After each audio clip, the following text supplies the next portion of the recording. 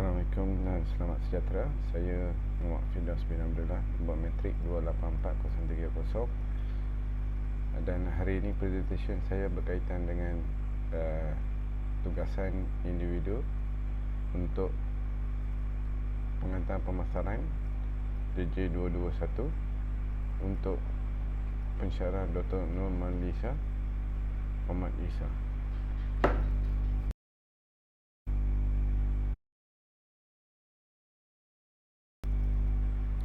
Baik, topik saya hari ini adalah berkaitan dengan produk Karipat Pusat Sejuk Buku, di mana produk ini hanya perlukan 5 minit untuk penyediaan dan merupakan salah satu resepi turun-temurun.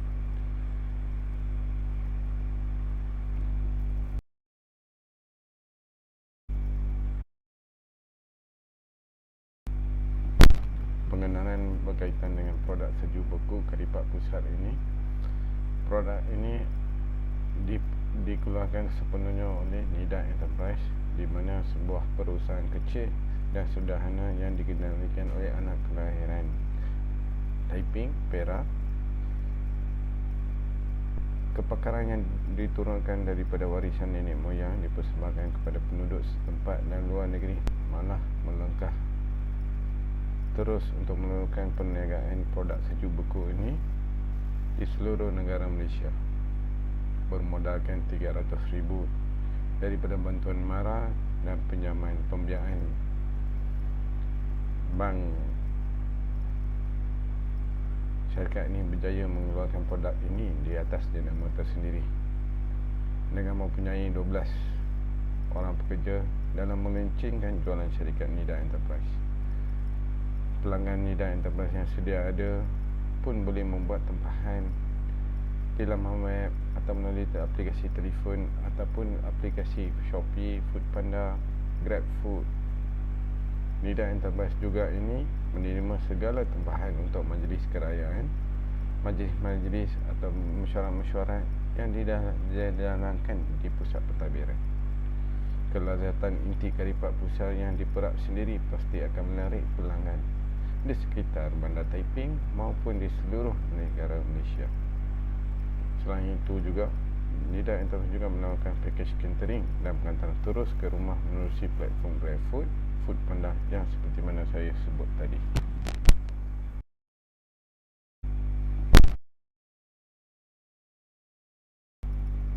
Berkaitan dengan produk Sejuk Buku Karipat Pusat ini mempunyai komponen utama dalam produk ini. Komponen utama produk ini adalah produk asas, di mana produk ini berasaskan makanan, mempunyai resepi terisi yang diamalkan sejak turun-temurun. Pelanggan yang mempunyai kepuasan dan cita rasa tersendiri salah satu faktor yang menyumbang kepada jualan produk Karipat Pusat Sejuk Buku ini. Selain itu, produk ketara di mana rempah ratus dan resepi tradisi turun-temurun ini juga mengekalkan intipati cita rasa berbanding dengan pesaing-pesaing yang lain.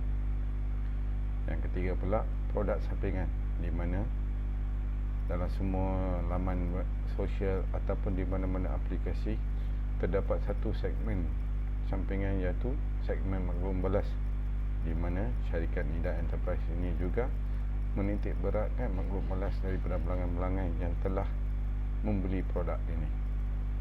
Dan produk ini juga, maklum balas berkaitan dengan produk ini juga akan dibalas dalam masa 24 jam bagi mengekalkan kualiti dan mutu jualan.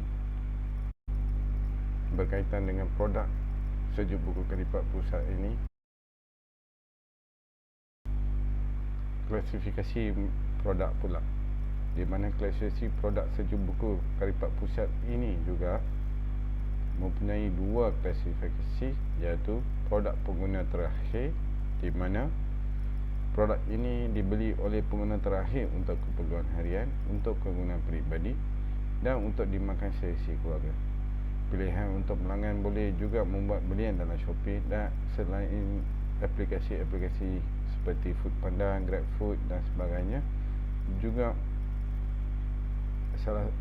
juga menggunakan kaedah pelantar jualan. Produk ini juga merupakan salah satu produk yang mudah dicari walaupun ada pelbagai jenama tersendiri dan mempunyai cita rasa serta sampingan-sampingan yang tersendiri. Selain itu juga, karakteristik produk yang kedua pula produk perniagaan atau industri, di mana syarikat Nida Enterprise ini juga menjalinkan hubungan kerjasama dengan pengedar utama buat syarikat Nida Enterprise, iaitu Hajar Frozen Sdn Bhd, di mana syarikat Hajar Frozen Sdn Bhd ini membekalkan bahan-bahan mentah seperti daging, ayam dan kentang untuk memproseskan karipat pusar sejuk beku ini. Selain itu juga, pelanggan-pelanggan Hajar Frozen Sdn Bhd ini juga menjadi pelanggan Nida Enterprise, di mana ia akan menjual semula karipat pusar sejuk beku ini kepada golongan pengguna terakhir melalui harga yang ditetapkan melalui label pack bungkusan produk ini.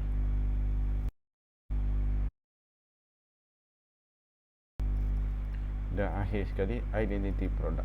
Identiti produk ini mempunyai dua aspek yang utama, iaitu penjenamaan dan pembungkusaan. Penjenamaan ini sangat dinitik beratkan oleh syarikat kerana jenama ini masih mentah di dalam pasaran sejuk buku, malah salah satu aspek daya penarik juga buat pengguna terakhir. Penjenamaan menggunakan jenama individu dalam memperkenalkan produk sejuk buku karipat pusar dalam pasaran. Dengan jenama tersendiri ini dalam memposisikan kepelbagaian. Di samping ini juga dapat menarik perhatian pelbagai segmen jualan bagi produk ini juga. Penjenamaan ini juga merupakan memberi kelebihan kepada syarikat tanpa terikat maupun bersyarat bersama dengan produk-produk lain atau jenama yang lain, dan serta memberi peluang dan ruangan dengan menetapkan harga yang kompetitif dalam pasaran. Yang kedua pula, pembungkusan. Pembungkusan ini adalah amat diberi perhatian yang tinggi supaya dapat melindungi produk utama ini, supaya kualiti pembungkusan ini tidak terjejas suatu pengantaran atau dibeli oleh pelanggan. Keunikan serta keutamaan pembungkusan ini juga akan menarik perhatian buat pengguna akhir bagi membezakan produk syarikat dengan pesaing lain. Ini juga salah satu faktor bagi menyelariskan jualan-jualan tersebut. Sekian, terima kasih.